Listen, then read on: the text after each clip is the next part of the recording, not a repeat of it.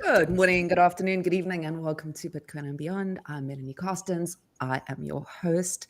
We are here every Thursday, 12 p.m. ET. And today we are going to be talking to Mark Hendrickson from Leather Wallet. Welcome, Mark. Thank you. Great to be here. Yeah, thank you very much. I'm looking forward to getting to know you today. And I think we can just jump right in. I sort of did a little bit of research and saw that you grew up in Menlo Park, which I think has a sort of strong tech community. And I was just curious, sort of being born there, growing up there, were your early influences kind of your parents? Were they involved at all in tech? Did it start there maybe? Because we'll sort of start talking about how you kind of veered off or did something different for Varsity, but just your early life. Yeah. So I grew up in Menlo Park, California, which is in some ways the epicenter of Silicon Valley, at least traditionally. These days, Silicon Valley is much more centered in the city of San Francisco. But when my parents moved there in the late 70s, it was all down in the actual valley. So Menlo Park is in the actual physical valley. And it affected me, or sort of shaped me in many ways. And I'm really the result of my environment, if you really sort of drill into it, because I grew up surrounded by techies. My parents were in the tech industry. Okay. My dad in particular works in marketing for startups for a long time. My mom was more of a banker, but has connections with the tech industry as well. I went to school with kids who came from families from all of the most famous tech companies and startups of the time in the 90s and the early 2000s. So I think the fact that I got into tech myself is of no surprise. I also started dabbling in it outside of school from a very early age. I think when I was 10, I was building my own computers, taking apart, learning how to program. I talked my way into a programming class 1 year before I was actually eligible from an age perspective when I was in middle school, and really took an interest in the early internet. Well, I shouldn't say the early internet. I should say the early World Wide Web back in the early 90s. Yeah, what was going on there? I mean, that was like real kickoff time, right? For, I mean, we're in another phase now where we're having a jump. That was the first really kind of inklings of this huge jump, right? Yeah, well, it's interesting. When you grow up in Silicon Valley, it always feels like there have been many jumps before you that have happened, right? And so, of course, looking back on it, the 90s were a huge jump in their own right to the World Wide Web. And I was young, but I recall this fascination with the ability to create relatively simple web pages and then relatively simple JavaScript around them that did more functionality that could, of course, reach the world over. So I had a sense that there was a privilege to where I lived in the context in which I could use that technology so early. I remember my parents having computers that had just come on the market. And I think if you looked outside of Silicon Valley, they weren't really sort of thought of or talked about. So just a lot What year was that? Just out of interest, because I want to sort of compare it to my first exposure, just out of interest. So yeah. Well, when did you kind of get, because you said you were sort of even building computers when you were around about 10 years old, but when first exposed? What year? Yeah, so I was born in 85, so those are the mid 90s. So 95, 96 was really the time in which I started to get deeper into the hardware and the software around computing. I was a big gamer for my first, few years of interest, like deep interest. And the reason why I built computers was so I could have a better gaming rig. So I'd actually buy the pieces and assemble it myself. But at some point I transitioned more into the web and just having an interest in the sort of digital frontier and just all the things you could discover, via AOL first and then through the actual World Wide Web. And I used, I think, one of the first WYSIWYG web page creators built into Netscape at the time. And then gradually sort of graduated to actual HTML and other stuff from then. So yeah, really the mid 90s to late 90s was when I really kind of came of age with all this stuff. And then I think when I went off to college, that was the time when PHP was big. And really the period after the dot-com burst, which of course had a big effect on Silicon Valley, and temporary freezing effect. That's when I was studying. And then when I came out of college, it was really the time, this was 2007, when Silicon Valley was having a renaissance. And so right around that time, so 2005, 2007 was when things were coming back into the fore as far as internet-based companies. Okay, so kind of like stuck with it, and yet when you went to varsity and you studied, you kind of moved into, I think, government and economics. I'm really interested in this kind of, because it seems to all of these things seem to be puzzles in the pieces that have brought you to Bitcoin.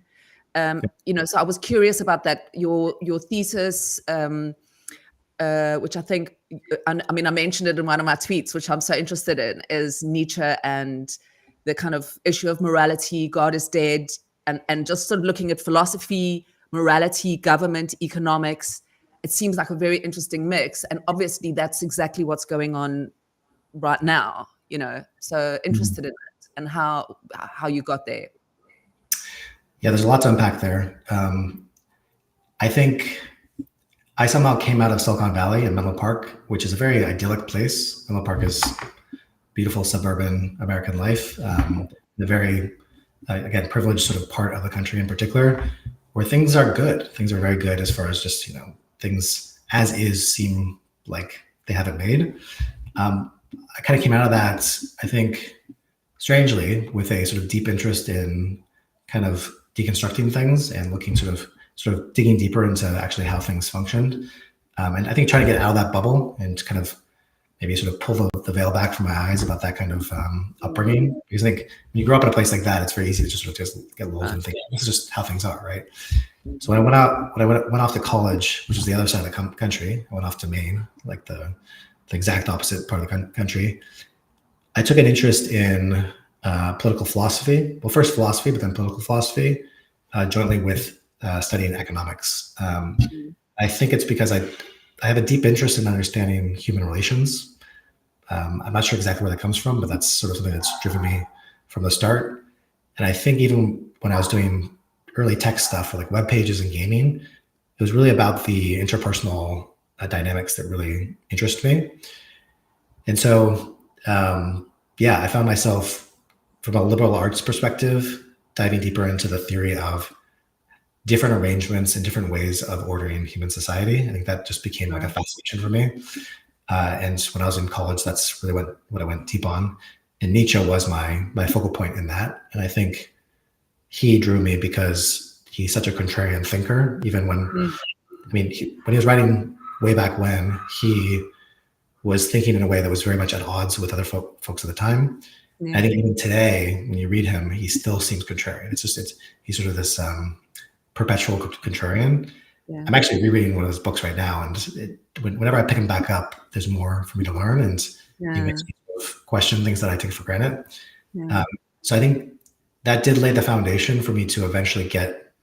I think it drove me post college to do startups, because startups are looking to, of course, question how things are already done.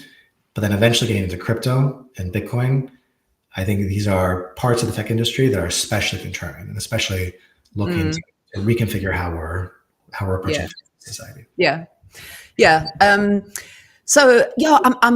love the idea of, because I think a book I'm reading now is going right back to kind of taking things like ayahuasca and sort of trying to commune with the gods, the ancestral spirits, and whatever.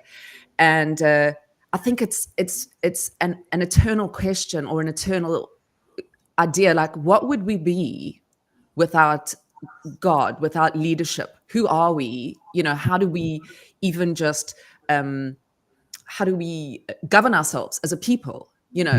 And then moving obviously into this decentralized idea, which I think is this terrifying opposite side of it, if you know what I mean. So I'm also extremely fascinated by the idea of what that means on so many levels, Yeah. Well, I think a lot of people who approach maybe the question of politics think primarily about How do you order society? How do you have cohesion? How do you, from a group basis, how do you make everyone as well off as possible and balance things out, et cetera? And I think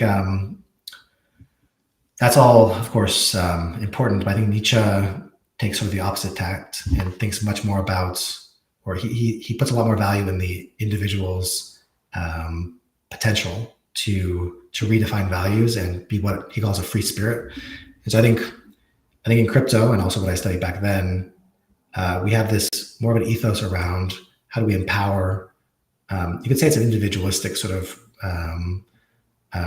morality or way of life, but how do you in some ways enable us as humans to break free of the bonds of groupthink and just the way we think they have to be. And so for whatever reason, I find that much more attractive. And I find that sort of, you call it like the evil or dangerous element, very essential for us to develop and build technologies around as well. When you say groupthink, do you mean like that we can live kind of, I don't want to say obviously not in isolation, but that we don't need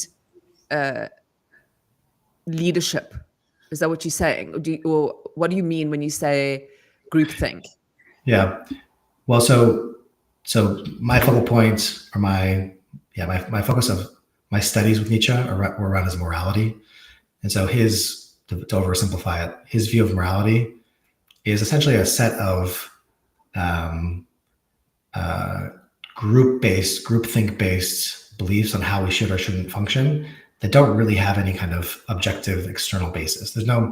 For him, there's no universal sort of laws that actually dictate what morality is. We have this accumulation of rights and wrongs that we've developed for various cultural reasons. So he would say morality as a general social factor is just one of those main groupthink sort of considerations for an individual to face. And he encourages through his philosophy a way to essentially develop your own set of values despite what the prevailing morality might dictate. And so groupthink can take different forms. It can be political forms, but it can be just the subtle morality that we inherit given our context as well. Mm-hmm. Right. So you have a broader idea of morality, right? So society has its idea, but within those, you don't have to stick 100% to what those are. You need to find that sort of inside yourself. Is that what you? Essentially, yeah. I mean, it's something that's sort of easy to say but hard to do, right? Yeah. You have well, first because we doubt whether that's the right thing to do, right? We think, okay, well, everyone's saying these certain things are good or bad, and so there must be a reason for that, right? There's an attractiveness to just, to some extent, following along, and at least using that as the base template, and maybe varying on certain things we find exceptions, but saying, well, okay, that's probably just as guidelines, that's good, or that's useful to me. But what he's saying is basically like question it from its very roots and say, you as an individual have the power to define your own conception of what's right and wrong, what's valuable, what's not valuable, despite whatever has been socially handed down to you. And that provokes, I think, the individual to think deeply and reflect deeply on what they actually what they want. Man. Yeah. No, I was just going to say, and that is like so important today, more so than any time, and I think will become more and more important as we go, because if you think about it, you get this sort of, specifically with social media, people jump on these bandwagons of, I think people have even forgotten or find it harder and harder to even know what's right or wrong, because it's just like, one day somebody, that is now what everybody's going to hate on. And there's like way worse things possibly going on, but now that's what everybody's talking about kind of on social media, or drives me crazy, to be honest with you. Yeah, I think the sort of external world that has its opinions and its judgments is even more present today than it was in the past without these technologies, without social media. And so in some ways, as individuals, we're overwhelmed with this sort of external moral input, which I think does make it harder for us to develop our own from an internal perspective. I think because we also have access to lots of different types of moralities, we also have, I think, the opportunity to see within all of that the variance, if you will. And that variance, I think, does give us permission each to pursue our own. So it's like it has a sort of a dual effect in some ways. The effect is both positive towards developing our own sets of values, because we see the variety and we can then say, well, I'll make my own. But of course, we're getting such an inundation of judgment from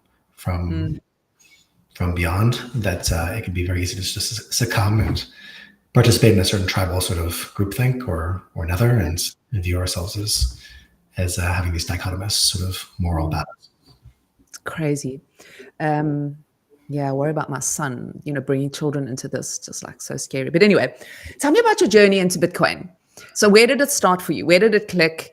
Obviously, you, like I said earlier, all the puzzle pieces, if you kind of probably went back and looked at your life from far away, it would be like, okay, these pieces are all fitting, and this is where Mark is, headed with the tech and and then obviously the ideas really, which, are the fundamentals of Bitcoin, what Nietzsche was talking about even, in back then. So yeah, how did it all connect? What was that moment where you found yourself, okay, I'm working in Bitcoin, or I'm involved in Bitcoin?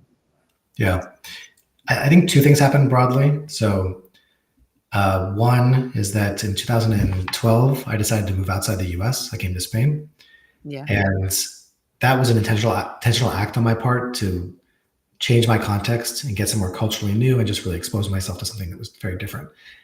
I think as the result of that, or big result of that, was it had me question for the first time, or maybe just more deeply, my relationship to the state, like the concept of a state, a country, because I was leaving a particular one and going to another, right? So you have to develop a new relationship with a new country, and then you start to loosen in some ways. And in other ways, you start to maybe even tighten your relationship with your old country. And so that, I think, just presented to me a sort of a questioning of the relationship of myself to the idea of a state, right? At the same time, I already worked on a number of centralized non-crypto startups, Web 2.0 startups, where I was acutely aware of the power that a centralized tech company has over user data and user privacy, and just user access to applications and their internet services. And so I think I sort of in parallel experienced this sort of detachment effect that I had personally with the idea of a state, and also an increased concern over big tech, or like centralized tech. And those two things, I think, brought me to think in much more sort of libertarian terms, and also more individualistic terms as far as the technology itself. So actually, before I joined crypto and worked on Bitcoin, actually back in 2013-ish until 2018 when I joined crypto, I was working on open source technology that was related to individual ownership of your online identity and data, because I was really trying to work on this sort of general puzzle of how do you equip individuals to take more possession over their digital lives outside of big tech, outside of a given country or state. When I through that, I think I basically found crypto, because crypto was, of course, emerging during that time to be more than just Bitcoin, right? We had the emergence of other blockchains and more applications that were being built. So 2018, when I joined the crypto industry with a Bitcoin focus, I'd already developed that sense of core values or core interests in leveraging the technology for these individualistic purposes. And you kind of, let's talk about leather. Right, so you currently with leather. I've known it, obviously I remember the days, the Hiro days, and sort of early stacks. Yeah. And then sort of Bitcoin, and then moving beautifully into ordinals. Yeah, tell me about your journey with leather. Yeah. Maybe I've jumped too far ahead, because have we kind of, maybe there's more to the Bitcoin story before we move into leather. Did you kind of, yeah, I mean, because we were talking about, your sort of Web 2 involvement in open source. Then there was obviously this shift now into, you said 2018, when you got involved with. It was blocked at the time. So have you been with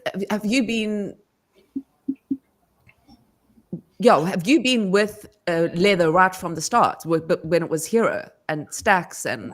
Yeah. So yeah, I've been in the Stacks community since 2018. So 7 years now. Yeah. Yeah. It's weird that it's been that much time. Because when I joined in 2018, I in some ways thought I was late to the party, right? Like, yeah. Around when I joined, I heard all these stories, stuff that happened in 2012 and 2013. I thought, oh wow, okay, how am I going to catch up on this? And now here we are, 2025. So I joined Blockstack at the time, which then evolved into Hiro, and Blockstack launched the Stacks network. That's why it's called Stacks, Blockstack. Mm-hmm. And I joined Blockstack with this interest of developing technologies that were more respectful and enabling of the individual online. And I was the first user experience oriented product manager there. And within the first year or so, I started working on the wallet product there. And that's the genesis of Leather. And so it's gone through different phases. But since I think about 2019, 2020, I've been working on a product lineage, if you will, that leads to Leather. That's incredible. I mean, I don't think there are a lot of people in this industry who can say they've kind of stuck with a product or a company, a crypto, for that long a time. I mean, that is. Yeah. That's incredible. So just to see the whole, I mean, tell me about it. Tell me about what it was like in the early. I mean, Stacks is kind of how I got. It was literally, I was like Bitcoin, and then I got on. I was doing like, how do we get art onto Bitcoin? Because that's all I was. And this was in 2020. Yeah. And I was just I did a few Googles because I wasn't interested in Ethereum. I wasn't interested in anything else. I just thought like art needs to be on Bitcoin. Yeah. And after a few Googles, I found Stacks. So it was pretty much my second stop. I met Dan at Boom Wallet. Yeah. I've known Dan for a long time. He's also one of the OGs. So cool. So cool. Tell me about it. Tell me about those early days, what it was like, this, building something new. Because like you say, you say, oh, I was late to the party. I think people are going to be saying they're late to the party for like a long time in crypto because, I even get that now where I say to people like, come on, just like get a wallet. It's so easy. Get some crypto, just buy some I pick a day of the week and just buy a little bit, whatever you've got left of your grocery money, even that week or whatever. Yeah. And people are like, oh no, everybody's already made their money in Bitcoin. And I'm like, no. Well, see what happened behind you and think that the good times are over, especially with the volatility of all of this. People kind of just think, okay, all I see is the risk, right? Going forward. What was it like? I mean, I think there are a number of us like Dan who are in this community, and we've been in the community for a long time. And I think we've all sort of gone through different phases in it. But that's one of the things I like about the community that's kept me here is that you have a set of people that have essentially seeded all of these independent organizations or individual projects with a shared ethos and set of principles around what we're doing. But we're now working in parallel, kind of out there in the ecosystem, which when you go back to 2018, I think what's kind of the biggest contrast for me is that, well, one of the biggest ones is in 2018, we had Blockstack, the company, but there wasn't really an ecosystem. We talked about great if like there'd be more companies building on this. And there were developers that were building apps based on what Blockstack was doing at the time. But it was all very fledgling. We didn't really have maturing products and organizations in the ecosystem. And now we have that. And so in some ways, a lot of people who were at Blockstack have gone out and done things in different sort of venues in the ecosystem. But a lot of us are still there. And I think the main thing for me from why Stacks and why Bitcoin within the whole sort of realm of crypto is that by building on Bitcoin, you're establishing whatever you're building on the best foundation, as far as I'm concerned, right? It's the most decentralized, secure foundation. So that's, if you're like me and you care about individual security and autonomy in the long run, you have to start with that premise. And I think when I joined in 2018, Blockstack had already worked for several years on this general problem of how do you build on Bitcoin, because that's their foundation, right? And there were sort of earlier iterations of how you did that, and then that all evolved into the Stacks blockchain itself. But the sort of core idea has been the same from the start. It's really take Bitcoin, which is like a really strong layer, but you can't do a lot with it. So how do we do more with it? It's all about that. How do you do more with it without compromising the underlying security?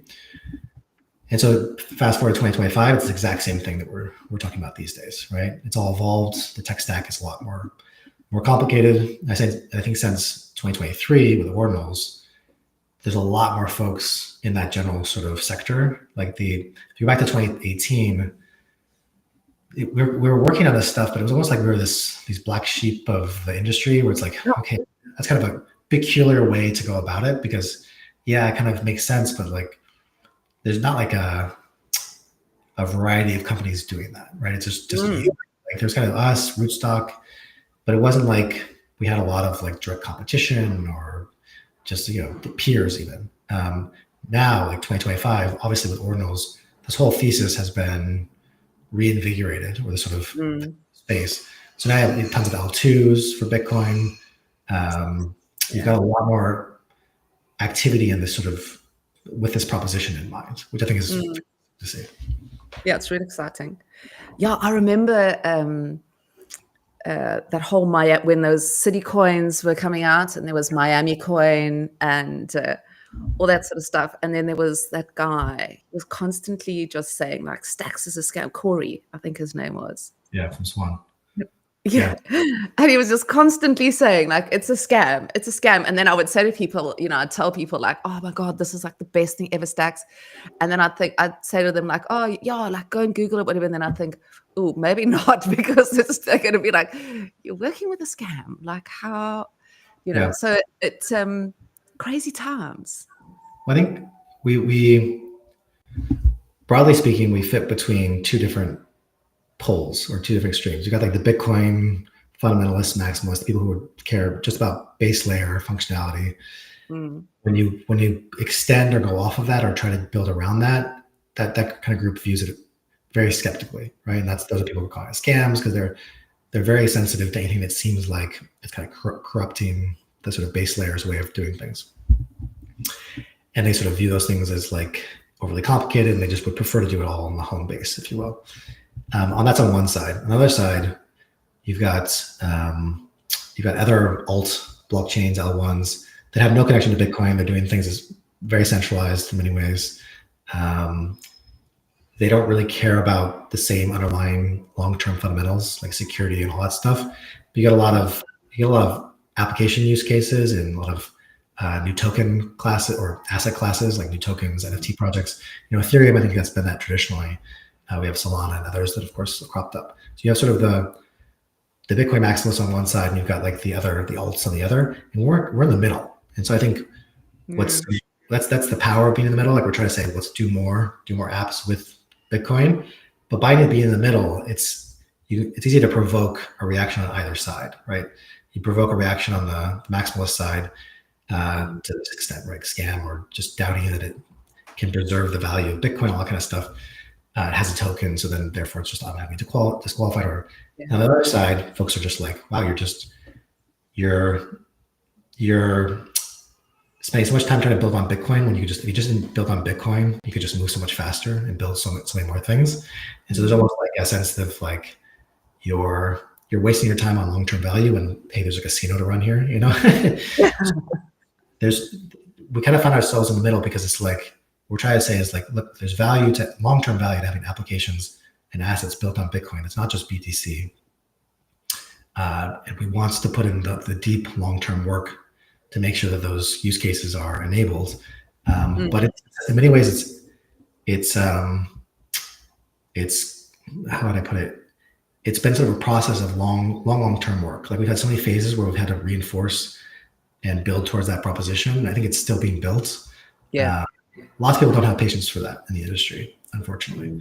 But the folks that are in the tax community, they do. That's what they're here. Yeah, I think that's what I love so much about this community is that it's I always used to say to people, it's like a bunch of gigabrains who all have the right kind of moral path, or the right moral like core. They're here to build things. It's a community of a lot of builders, even and people who want to see, they're all in the same kind of thing. It's not to make a pump and dump, they're not here to make, although they are wonderful communities. And even our meme coins have got, the sort of prevailing ones or the sort of top ones. They actually have what it's supposed to be about. They have these communities and they really try and add value to the ecosystem, which is so different to other communities that I just see, where it almost feels like a bit dirty, casino-y, like you said. Yeah. It's an open system, open community. So I think people do come in and go of various types. I wouldn't say a pure community or whatever. We got all sorts of characters, which I think is a good thing. But the people who stick around tend to be like the ones you're talking about, because obviously they can and want to work through the cycles. I think if you come in for the wrong reasons, then you're not going to last more than a cycle or two. Yeah, and I think even you were saying just now as well about like you got to have patience, and I think when you're trying to when the undertaking is so enormous, to take the gold of this entire new economy that everybody's new monetary system that everybody's building, and you taking this base layer, this most important, most decentralized, and you're actually saying, okay, we can mold this into something, almost it's kind of like creating jewelry from the gold, but so and I think people specifically back then would just be like,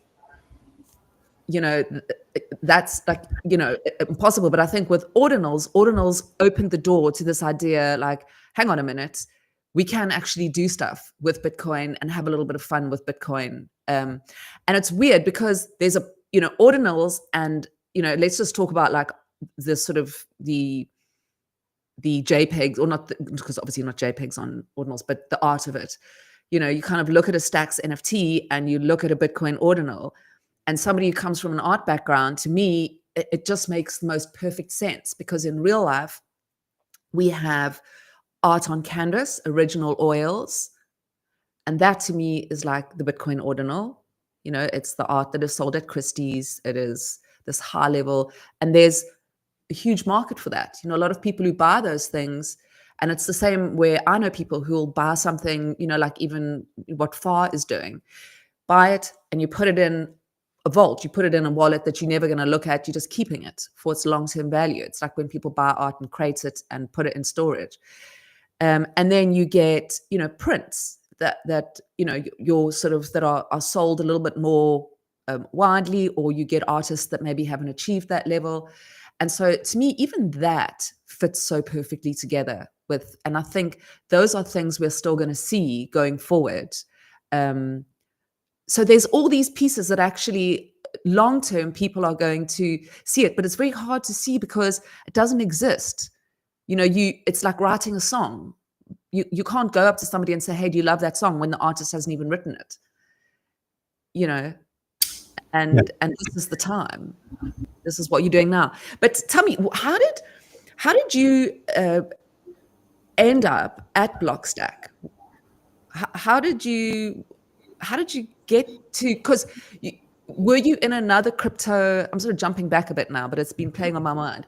Yeah. Were you working in crypto or in a startup or doing something, or was this it? You just got involved with Blockstack?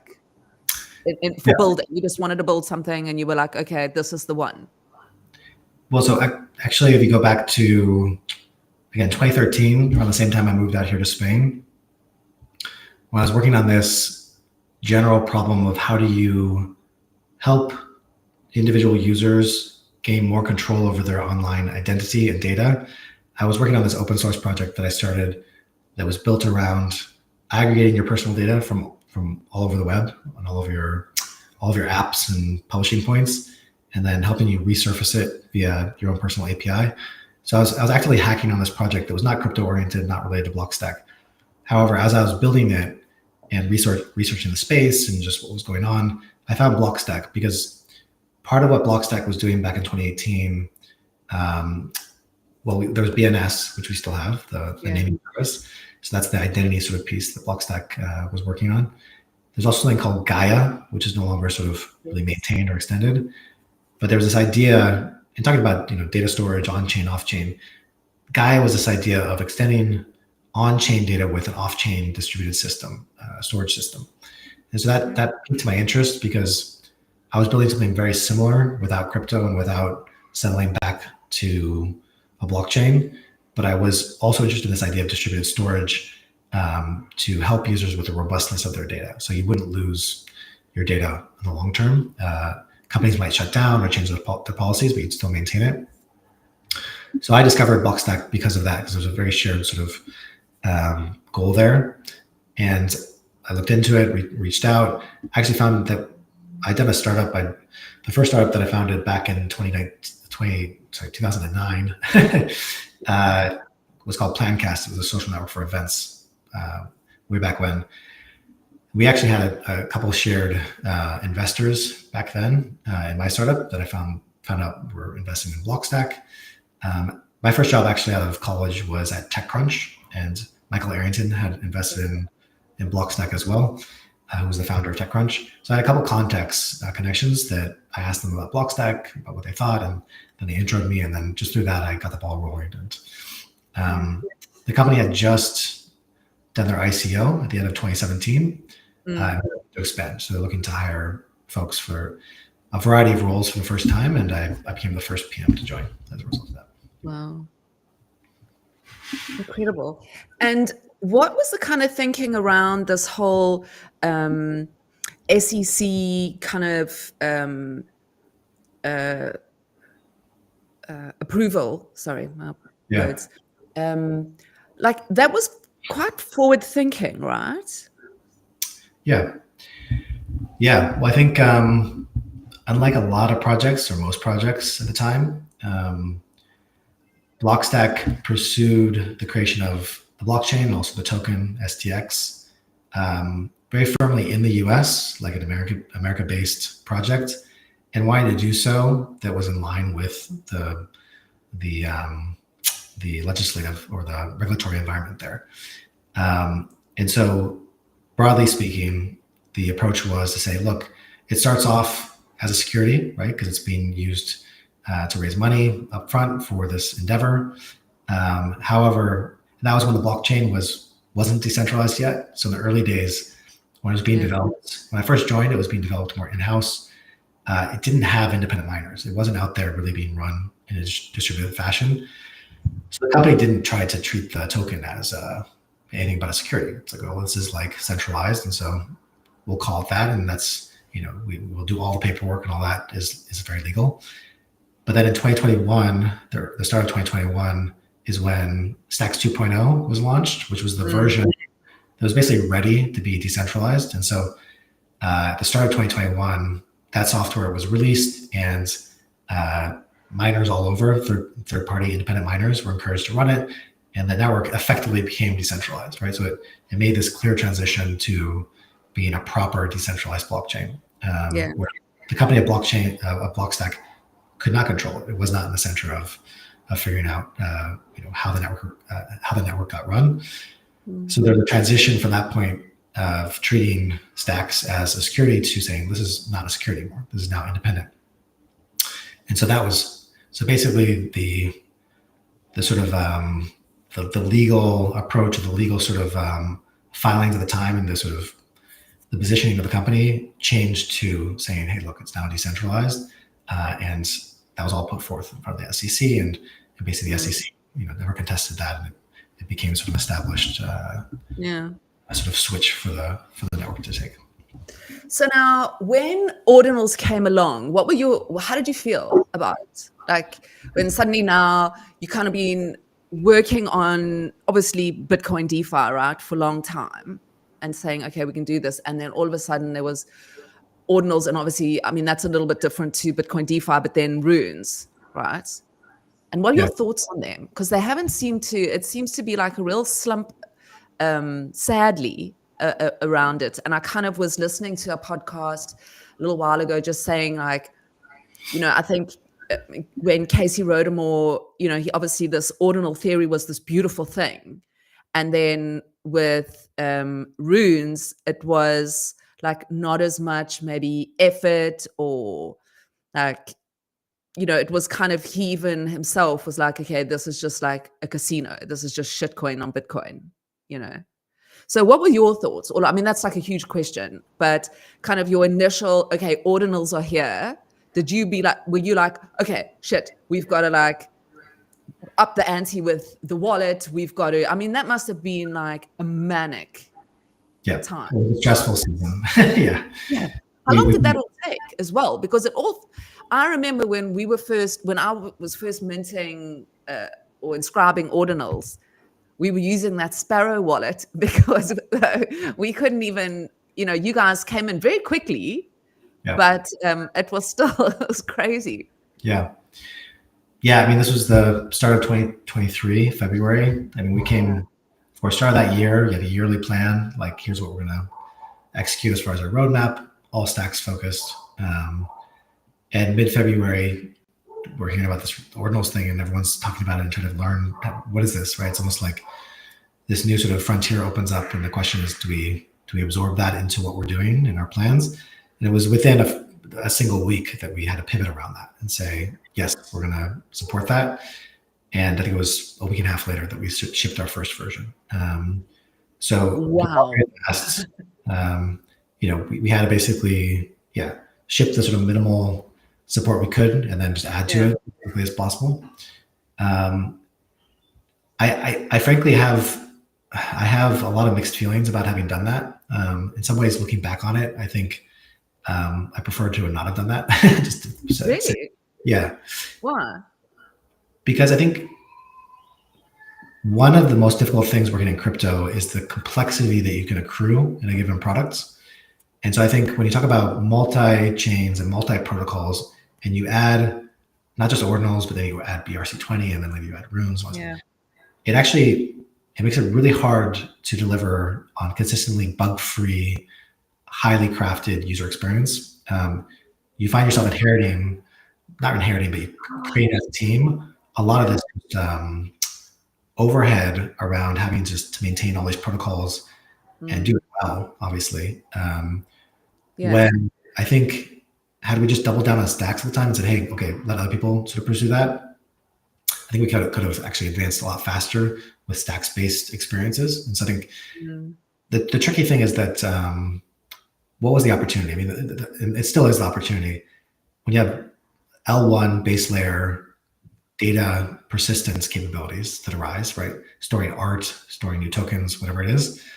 That does speak to the thesis that I was talking about before, right? The idea of like really durable value and information for the long term, and then use cases around that. So there's something there that's very attractive and important.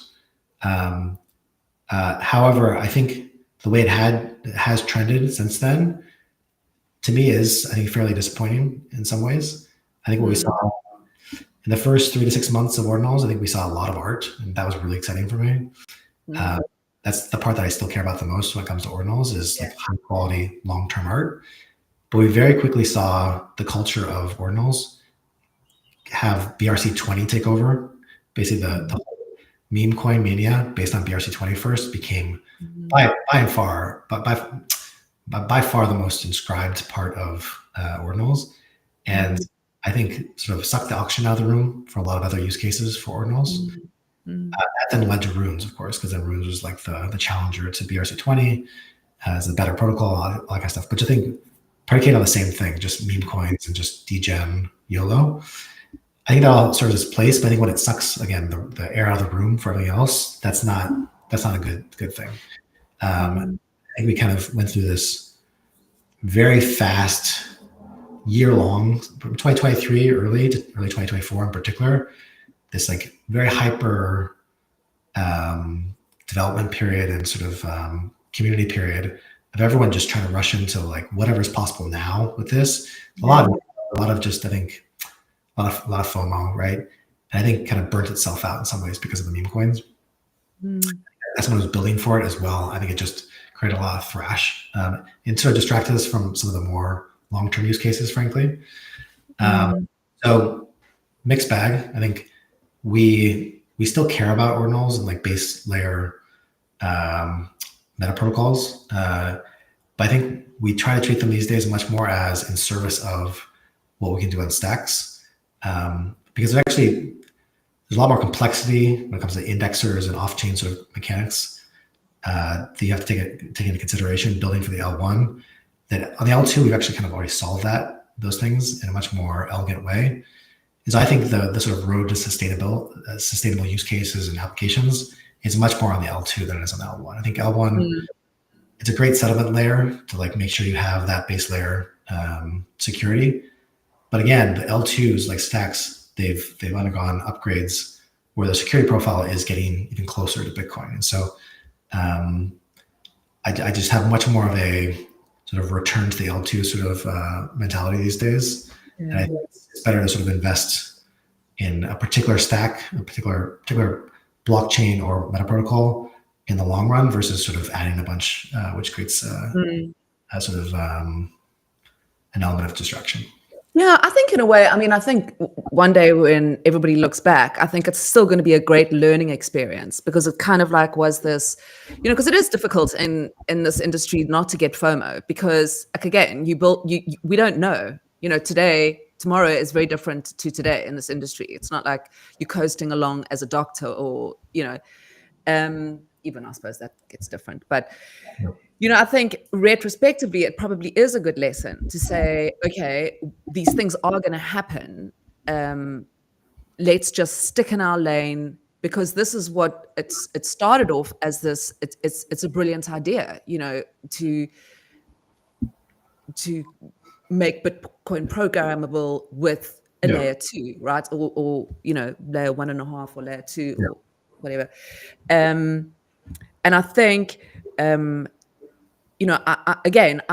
love ordinals, but I will always just revert back to, I think stacks is exciting. I think there's so much excitement around layer 2s. What are your thoughts? And what are your thoughts, first of all, about all these other layer 2s? Because it felt like stacks was the only, literally the only blockchain in the world trying to do anything with Bitcoin. And suddenly within like a few weeks, it felt like there was just like a barrage of that's the effect of ordinals, of course, because ordinals became such this hot thing that everyone was then thinking, okay, what can you do with Bitcoin? I think it's generally speaking a really good thing that we have all these experiments with different L2s, right? I think Stacks has its particular design decisions and operational considerations as far as an ecosystem and all that kind of stuff that I think it presents to us the most attractive opportunity still, the most attractive L2 to keep working on. But there's so much room to try different alternative ways. So I don't think in any way that Stacks has solved it and nobody else has like their own variation to provide value. I also think that there's a future where there's probably gonna be lots of different L2s for different sort of use cases or sort of trade-offs. So it's a good thing just from like from a exploratory discovery of alternative technologies perspective. At the same time, again, with this idea that I try to keep present in my head these days of really focusing on a particular tool set, we're even more focused on stacks than we were 2 years ago. Like we've doubled down on it. I don't spend a lot of time looking at the other twos. Like I think, I personally sort of see what they're doing and kind of get the contours of it. But we're not looking for leather to integrate a bunch of L2s. I think that would be a mistake. Okay. We've already, I think, realized that if you water down your products with a bunch of different layers, I think it creates a suboptimal experience at the end of the day. And I think you can't deliver an amazing experience for folks. And so, again, with the sort of ordinals question versus stacks as well from before, it's not that I think everyone should just work on stacks, but not ordinals. I think some people should specialize in ordinals and just be like, for example. And the same thing in the L2 space. I think there should be wallets and other apps and service providers that are specific to certain issues, because these are technologies that I think need continually deeper investment, not just from the tech side, like the protocol development, but also from the user experience. I mean, when you're building user-facing applications, you have to take a lot of care to reliably represent what users are doing on chain and make it easier for folks, especially if you want to get it outside of the sort of degen community into the more mainstream. Yeah. No, I keep having to remind myself, and I think it's something that maybe we don't talk about, is that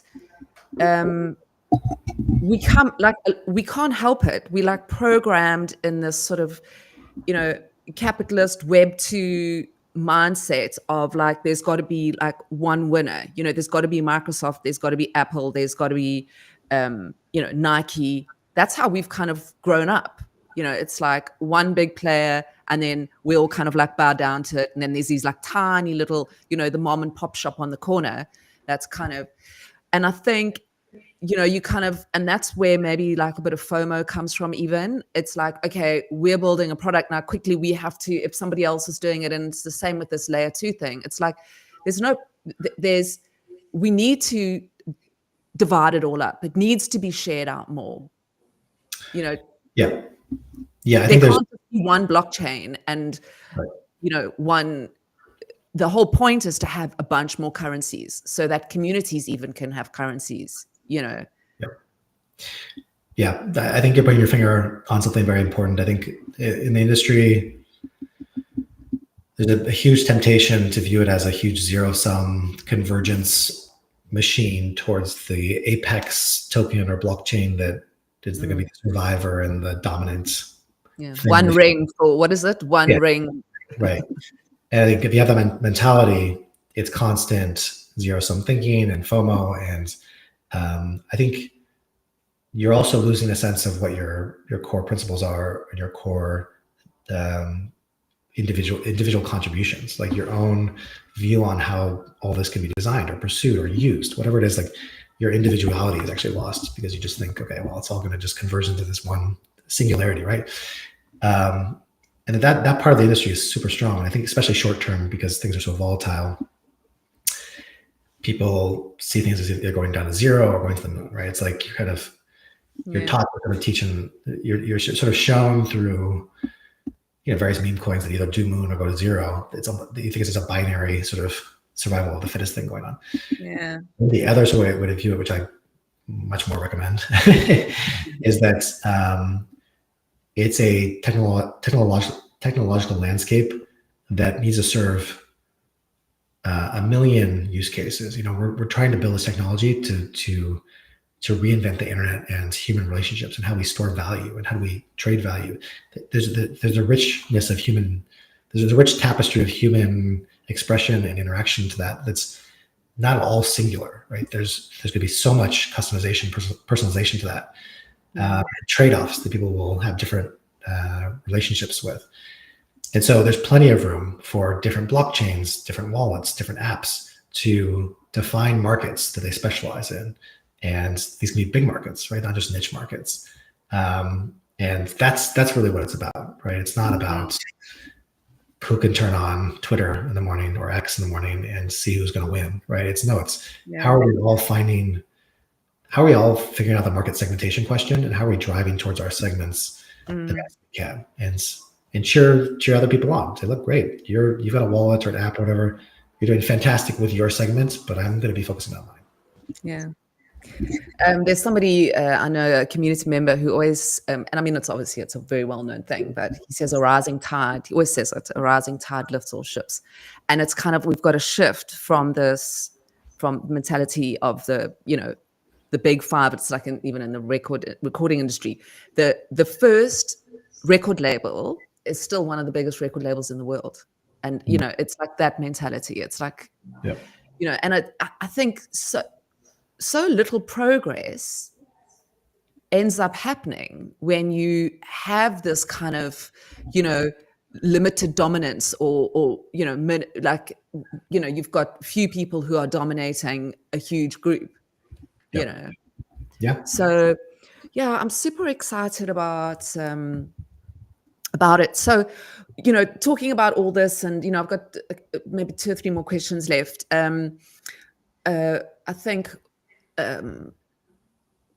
we've been talking about now historically in this sort of short time since ordinals, since the beginning, the journey that Leather's been on.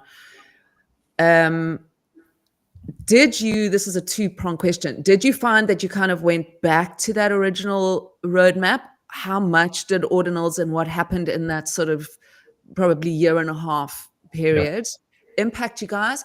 And then going forward, the vision for, what does a wallet, I mean, I know that's such a difficult question to answer but sort of what is a wallet going to maybe look like? What can we sort of expect from this wallet? Because obviously it's advancing. It's not going to be something that holds our tokens and our NFTs. There's a lot more to what this product is. Yeah. Well, I think the experience with ordinals and with BRC20 and runes did teach us to focus more on the long-term sustainable use cases, because we saw so many unsustainable short-term trends in that period. And I think we learned very firsthand the danger of that, or the downsides of that. And we did, in a way, come back to where we were at the start of 2023 as far as our focus, but with it, having it refined, really. Because I think at the start of 2023, we set out to help our users invest in stacks-based earn opportunities, which at the time was really stacking dominated, right? Stacking is a native yield generating sort of protocol. But now that sort of segment has proliferated. You have a number of ways in which you can earn yield on stacks. And so we really view that segment, that area of use cases, as where we want to go back to and double down on. That's what we're doing right now for actually not just the release of our mobile app next month, but also a new release of our web app, or our web property, which will also be later this month, actually. So we have 2 releases this month, or I should say 2 releases this quarter, that are really asserting this thesis around Leather as a wallet should help you make self-custody, chain-based investments that generate yield, earning capabilities over time. For us, that's more interesting than the short-term trends we've seen elsewhere, because these are relationships the users can have with their digital assets and with stacks that are much more long-term. It's all about setting up the user to little by little, or in sort of big chunks, invest more on chain and shift more of their personal wealth onto Bitcoin-based technologies, and then have that wealth work for them.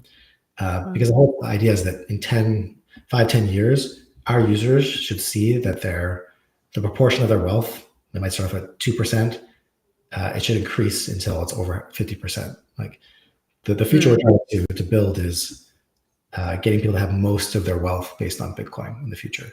And I think the only way to do that is really to help users from the wallet perspective to invest in these protocols, and then track them and manage them over time, so that they can gradually get to that place and do so throughout cycles, not just engaging with us because they want to jump into a cycle and then dump their assets, but they'll be with us in the long term. So yeah, this kind of like idea that you are your own financial advisor, or your wallet is your yeah, that's what you're doing, right? You're not just taking money and putting it in the bank and watching it devalue, which is what we do now. You are saying, okay, I actually can independently work to generate my own wealth. And yeah, and you do so in a relatively passive way, so you don't have to be a degen that wakes up every day and is trading actively. You can make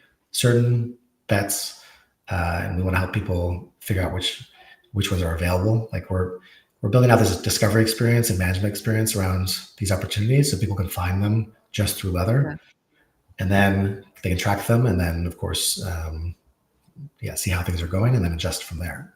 Do you mean across like all the DeFi applications that exist, like Velar, Hermetica? So those are kind of all in your wallet already. And okay, nice. I've been, for somebody who's not so clued up on, I mean, I do it because it's there and I've got to play around with the stuff to learn. But that's so exciting for somebody like me who I can just sort of, I've wanted that for so long, because there's nothing really like that, unless you're like super clued up, where you can go and just see it all and you go, okay, this is kind of helping me make my decision, right? Yeah, we see various categories, like some core categories on Stacks that are already available. You can go off to different apps like Zest or Bitflow or whatever it is. But if you go there, you do have to study up quite a lot. There's different interfaces, different sort of a variety of resources that are easier or harder to understand, but it takes a lot of work to learn, to actually commit your investments and then to track them. It's a lot of spreadsheets involved. And so what we want to do is we want to bring that all into one place and make it really discoverable, easy to understand, and then easy to manage. But these are all the protocols, whether it comes down to rewards just for holding a particular asset like SBDC, locking the asset, staking the asset, so you get some sort of yield like stacking. Is it lending oriented? Is it liquidity pool oriented? Is it farming oriented? I mean, these are the sort of main categories that we're looking at. We want to make it very easy in one place to figure out which assortment you want to actually commit assets to, and then have it all in one place tracking there. So it's like a bank account, but we hope to, of course, have your assets grow versus just sit there and depreciate.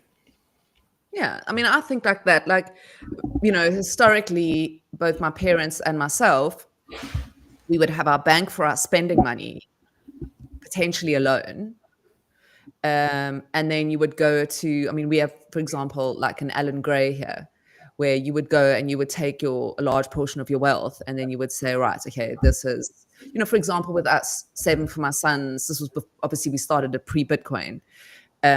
Now I've kind of moving a lot more of it there, saving more with Bitcoin. But so we would every month, we give over a certain amount of money and they put it into high risk, low risk, whatever. So now you're cutting that out, right? And that's so the wallet's a bank and that for people in a way. Well, yes, it's a platform to do more than just hold crypto assets.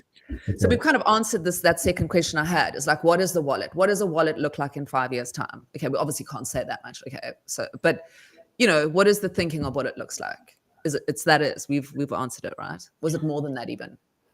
Well, I think the wallet, in some ways, is about inverting the sort of experience of a wallet. So a wallet, traditionally you go to an app, you connect the wallet, and then you use the wallet with that app.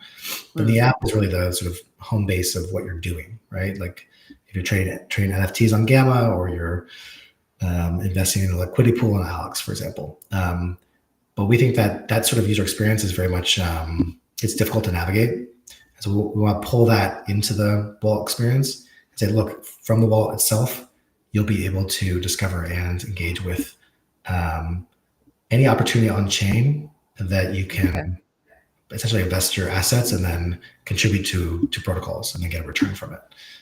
So yeah, it's putting your assets to work, which especially in the Bitcoin ecosystem has not been easy to do. And one thing we haven't talked about is that SBDC plays a huge role here. So Stacks to date has been very much focused on or based on STX related activity. Like you acquire STX from Coinbase and then you go into the ecosystem and do something with it. But with SBDC, which is currently capped and You can't withdraw yet, but these are things that are being, just in the coming months, are going to be resolved. The whole idea is to have the flow of wealth come from BTC itself, so Bitcoin. So taking BTC from the base layer, L1, bring it over to Stacks, and then invest in all these protocols. And so for us, that's the floodgate that has to open, and we have to facilitate so that as folks come with BTC, they can very easily invest in all these things. How does it work? Like, just in case somebody's watching, I think most people would understand Bitcoin. Most people would understand Stacks. SBTC, right? This is a huge unlock. This is like a incredible thing, I think, even for the wallet, right? Yeah. Well, so essentially, Bitcoin BTC can move over to Stacks in a trust minimizing way through a federated bridge. The whole design of the bridge has been predicated on minimizing risk and trust assumptions, so that you can essentially bring your Bitcoin over and maintain it as essentially the same thing from a security profile perspective, or as close to the same thing as possible. In Leather, we've already made it possible to convert or bridge from BTC to SBTC just via our regular swaps interface. And so that's sort of the first step from a user experience perspective, make it functional on chain, on the Stacks blockchain. There's a lot more we want to do where that's going to be inherent to the sort of use cases we present. So let's say you want to lend your Bitcoin. We want to make that bridging step inherent to the lending process. So you can come to Leather and just say, hey, I have X amount in BTC. I want to lend that out effectively via Stacks, and we both bridge it, and then we commit it to the loan all in one step. All behind the scenes, yeah. It's so exciting. Yeah. At some point, hopefully, as this evolves in the coming months, it's going to feel more and more seamless. It's just going to feel like Stacks is the thing that you can use to do more with your BTC, but you think less and less about Stacks in some ways. Because in Leather, for example, we're just going to make it more of a, yes, that's happening. We'll be clear about it, like the layers that's being used, but it's not going to feel like you're moving between two realms as much. Or just the engine. It's under the hood. It's Bitcoin is your vehicle, and under the hood is, and the wheels are SBTC. It's like make a little analogy. I love an analogy. What's your flavor? What is your? Are you like into DeFi, NFTs, ordinals, none of the above, just Bitcoin, just Stacks? You don't have to say exact, but I'm just interested if you like collect, let's just say, like, do you collect art? Did you collect ordinals? You did say earlier on that you were kind of, because that really annoyed me. I remember being I think I even had like some like words with Brett at Gamma, because I was just like, why are people putting frogs on Bitcoin? I was so angry about it. I sat there, and the mint was happening for the frogs, and I remember I was sitting with my computer and I was looking at these things, and I thought to myself, I don't even want that in my wallet. And I remember like a few months later, I was like, oh damn, I could have like sold it. The quality of the art, or what was the concern? Yeah. I always felt it was the reason I'd come to Stacks in the first place, was that, this idea that you could put exquisite oil on canvas, or you could use the code, just if you look at generative art and, artists like Far who did the flares. And if, there was this short film on X, and I was just watching this and thinking like, this is pure genius. This is what belongs on Bitcoin, So art, as we all know, but I think the PFP collections, like Bitcoin Frogs being one of them,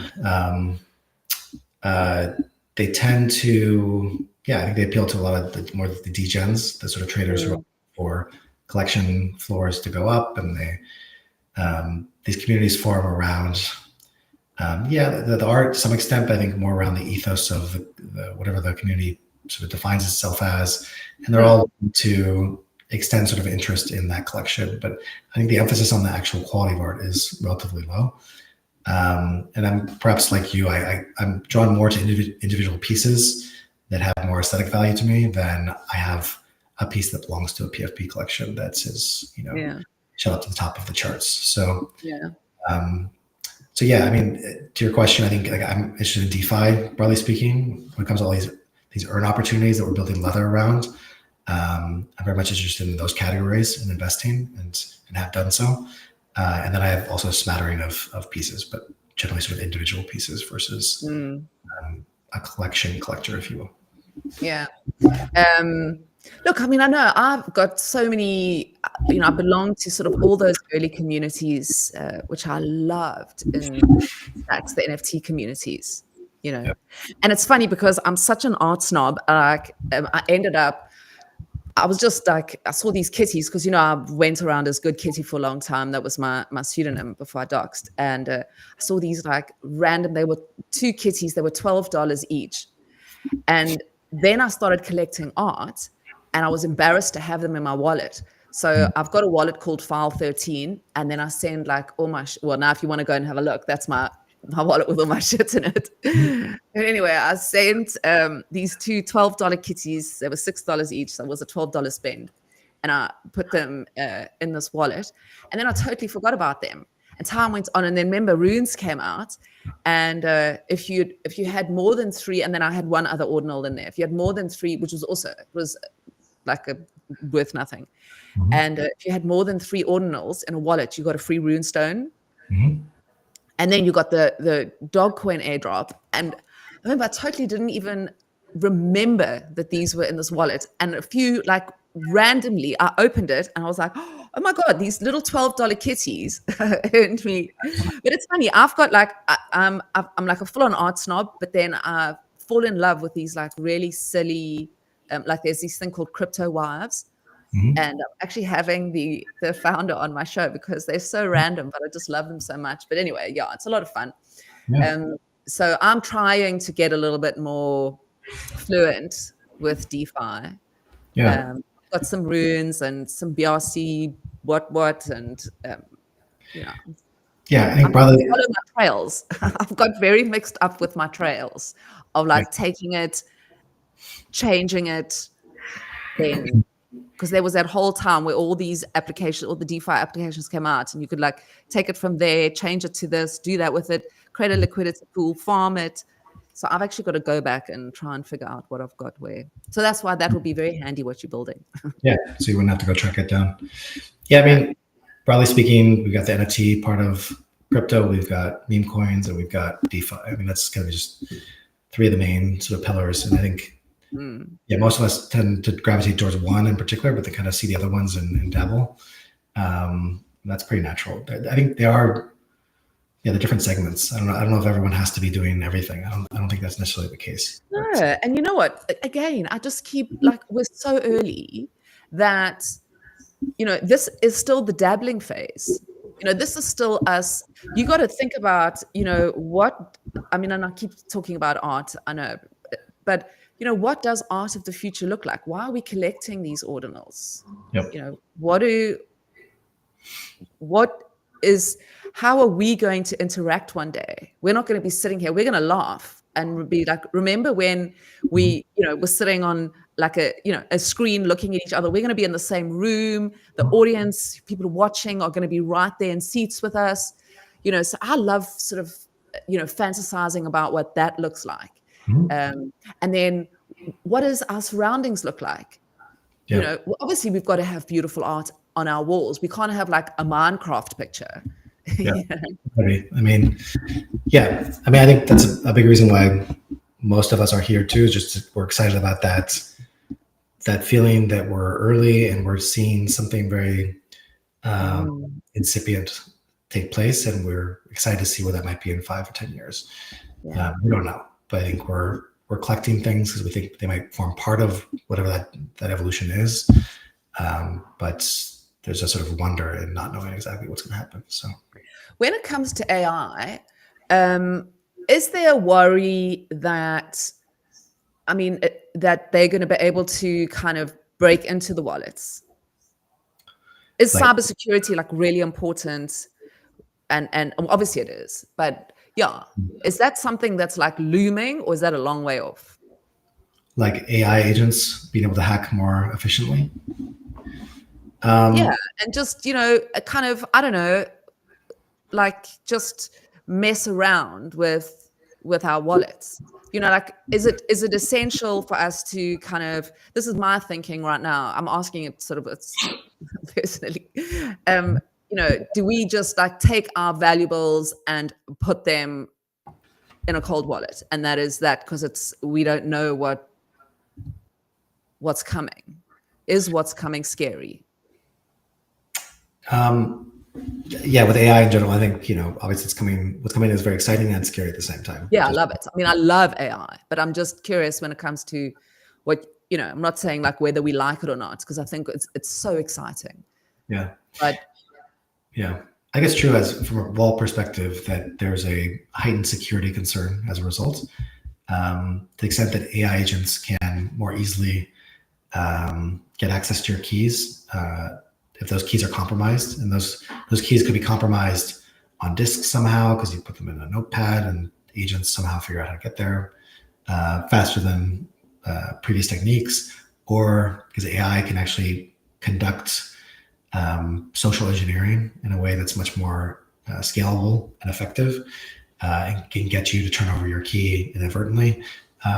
So there certainly are heightened concerns and paths to which you can lose access to your wallet and your assets. I think cold storage does in that environment gain a certain sort of premium and increased role. It's also on us as wallet providers, designers, to rise and meet those challenges and be on top of where those vulnerabilities are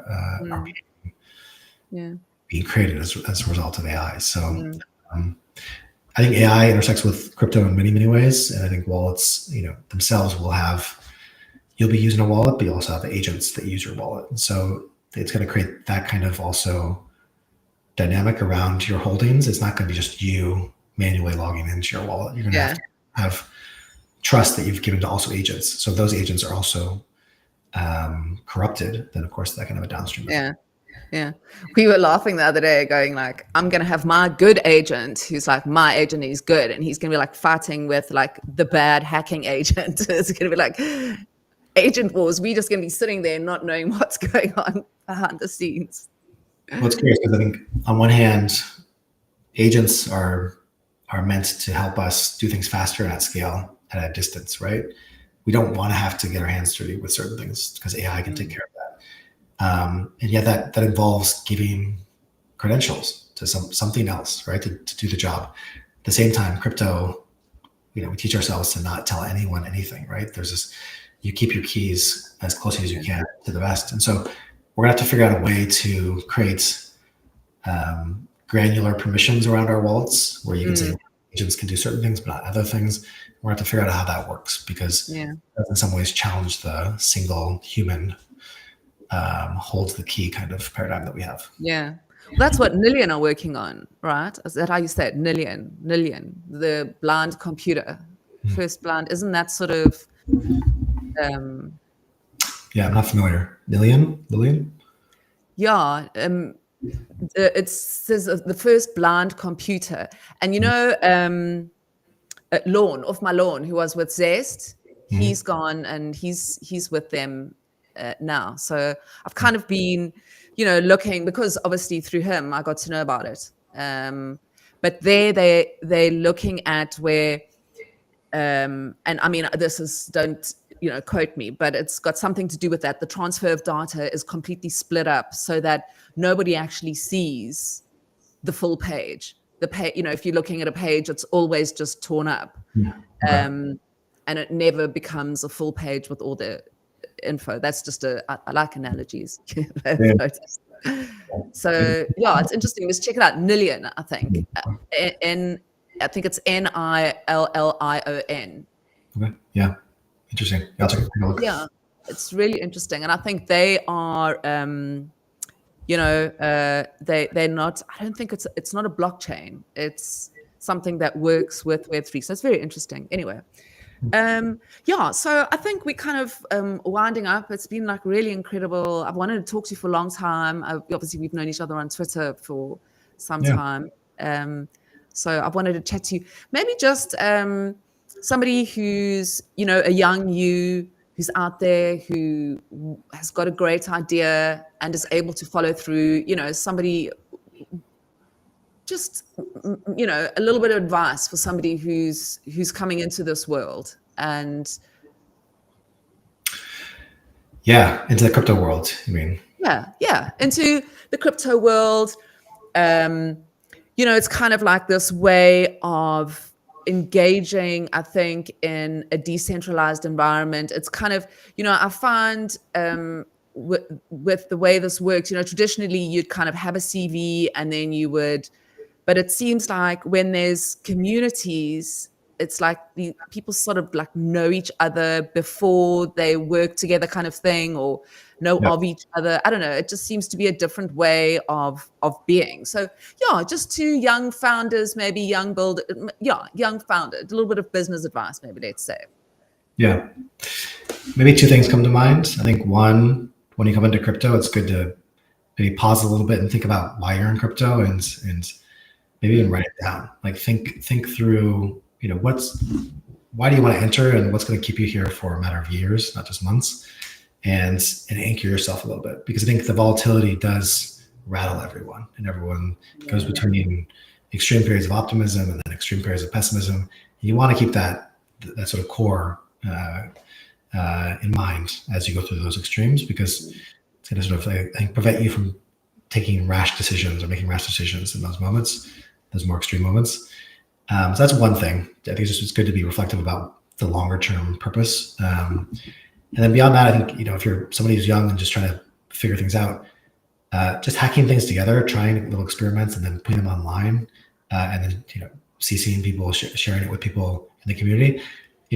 Every time somebody builds something with stacks that shows up on my timeline, I use it, right? Like there's a lot of value to just building something, however small, and then putting it out there for show and tell, because it is really an industry where that speaks volumes. Like if you're just hacking things, you don't have to be a programmer these days. Like with AI, you can, vibe put things together and just put a bit of a prototype out there of what you're thinking. So I think more than ever, there's a lot of power to being just scrappy and try to bring your ideas a little bit to life and then share it. I think from there, you'll find that people in the community that already have been thinking about this stuff will be welcoming. I mean, at least in Stacks, that's my experience. Stacks is very much welcoming to people who are willing to just roll up their sleeves and create something. So yeah, that's really beautiful advice. Thank you. Yeah, it's very true. We learned it with the D grants. And then we started, I put together a program at the end of the D grants for retroactive funding. And it was just, from the D grants, which was obviously like looking at projects up front and trying to sort of like say, okay, how do we fund these? Which ones do we fund? And then going, to looking at things like people who've just built something and then, funding them retroactively. So yeah, that goes well with what you're saying. I agree with you. I think that's really good advice. Yeah. A makeshift prototype goes a lot further than just a couple paragraphs idea. Like make your idea, bring it to life a little bit. And I think that's something that always impresses. And like you said, it's not hard with AI. You basically got staff. Yeah. I mean, in the last several months, I think it's gotten to a place where it's everyone could be building websites, applications, prototypes of things without challenge. My son is 12, and last weekend or the weekend before, and I know nothing about coding or anything, and he likes putting the front end of he likes to build games, and he likes doing the front end side of it, the 3D animation, a little bit of scripting, and he tried to get a friend of his to learn coding, it was like that and blah, blah, blah. So I said to him, hey man, let's just try with AI. And we started on Saturday morning, and by Sunday night, we had a fully playable game. Yeah. Just from using ChatGPT. Yep. That's it. Yeah. Yeah, we're on this crazy verge of explosive an explosion of creative capabilities, and it's making us rethink how we're working when you're building an application and designing, developing. I think it empowers us in new ways and empowers everyone in new ways to pull things together a lot more quickly. So yeah, I'm so grateful to be alive in this time, so that we can see. We are going to watch like entire, like, jobs don't exist. Not even vaguely. What is it going to look like? We've got no clue what it's going to look like. It's being birthed. Yeah, in our life.